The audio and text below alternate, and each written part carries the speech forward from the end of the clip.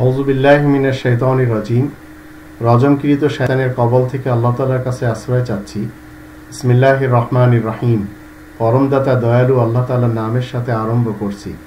আসসালামু আলাইকুম ওয়া রাহমাতুল্লাহি ওয়া বারাকাতুহু।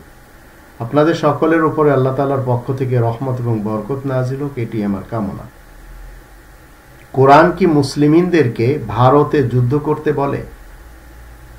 এই ব্যাপারে আমরা যদি একটু মানব ইতিহাসে দেখি, যারা বিভিন্ন কায়দায় নিজেদের পক্ষ থেকে মন গড়া কিছু ইতিহাস লিখে গেছেন, যারা অগ্রিম কিছু কথা বলে গেছেন, তাদের ভিতরে অনেক লেখকেরা এই পৃথিবীতে এসেছিল, চলেও গেছেন।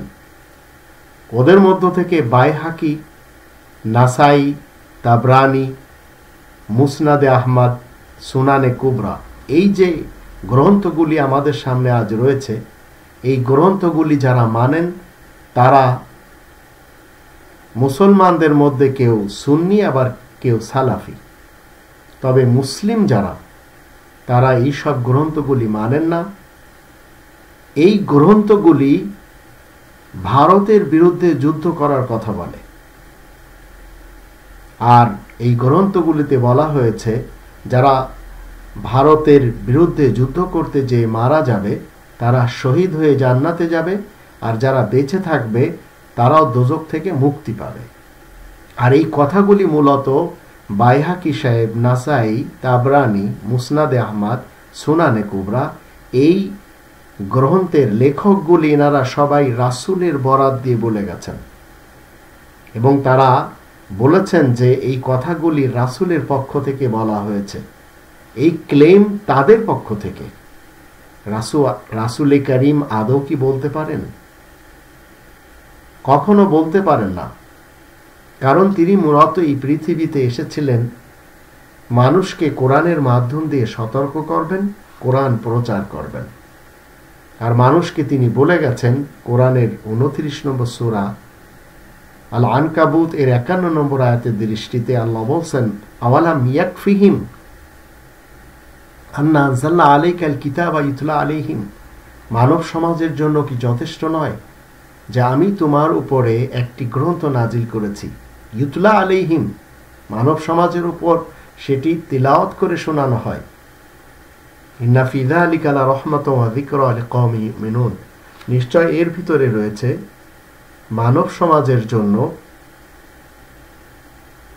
যারা এই পৃথিবীতে মানুষ রয়েছেন তাদের জন্য উপদেশ নিহিত রয়েছে।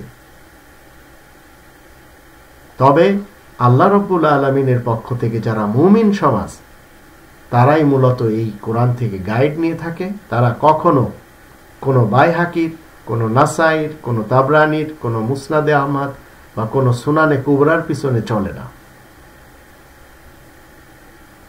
তাই আল্লাহ বলেন, ইন্না ফি যালিকা লা রাহমাতাও ওয়া যিকরা লিকাওমিন ইউমিনুন, উপদেশ এবং রহমত ওই সকল লোকদের জন্য যারা বিশ্বাস করে চলে। তো রাসূল করিম মানব সমাজকে এই কোরআনের ব্যাপারে তাকিদ করে গেছেন। এই পৃথিবীতে কোনোভাবে কখনো কোথাও যদি আপনি আর আমি যুদ্ধ হতে দেখি, তাহলে সেই যুদ্ধগুলি বাঁধানোর পিছনে যাদের শক্তি রয়েছে, যাদের হাত রয়েছে, তাদের ব্যাপারে কোরআন 5 নম্বর সূরা আল মাইদার 64 নম্বর আয়াতে বলে তারা ইহুদি সমাজ। তাই তারা কুল্লামা ওকাদু নারাল লিল হারব, যুদ্ধের আগুন জ্বালায়। 46 নম্বর সূরা আল আহকাফের 9 নম্বর আয়াতে রাসূল করিম তিনি বলে গেছেন, কুল মা কুনতু বিদআম মিনার রাসূল, তুমি বলে দাও আমি রাসূল হিসেবে নতুন কোন রাসূল নই। ওয়ামা আদরি মা ইউফআলু বি ওয়ালা বিকুম, আর আমি জানি না আমার সাথে এবং তোমাদের সাথে কি ব্যবহার করা হবে। তাহলে হিন্দুস্তানের বিরুদ্ধে, ভারতের বিরুদ্ধে যুদ্ধ করলে যারা মৃত্যুবরণ করবে তাদেরকে জান্নাতের সুসংবাদ দেওয়া, আর যারা বেঁচে থাকবে তাদেরকে দোজখ থেকে মুক্তি দেওয়ার প্রশ্নই জাগে না। এবং রাসূল তাদের ব্যাপারে বলতেই পারেন না, কারণ তিনি তো কোরআনের মাধ্যম দিয়ে বলছেন, ওমা আদরি মা ইউফআলু বি ওয়ালা বিকুম, আমি জানি না আমার সাথে কি ব্যবহার করা হবে আর তোমাদের সাথে বা কেমন ব্যবহার করা হবে। ইনাত্তাবিউ ইল্লা মা ইউহা ইলাইয়া, বরং আমি তো যে ওহী আমার দিকে নাজিল করা হয় সেই ওহীর অনুসারী হিসেবে জীবন কাটাই। ওমা আনা ইল্লা নাযীরুম মুবিন, আর আমি কিছু নই একমাত্র সতর্ককারী ছাড়া। এই কোরআনের ভিতরে যদি আমরা 48 নম্বর সূরা আল ফাতহ এবং 33 নম্বর সূরা আল আহজাব, এই দুটি সূরার 48 নম্বর সূরা আল ফাতহর 29 নম্বর আয়াতে দেখি আর 33 নম্বর সূরা আল আহজাবের 35 নম্বর আয়াতে দেখি, তাহলে আমরা দেখতে পাই জান্নাতের সুসংবাদ এই পৃথিবী থেকে কোন লোকেরা নিয়ে যাচ্ছে।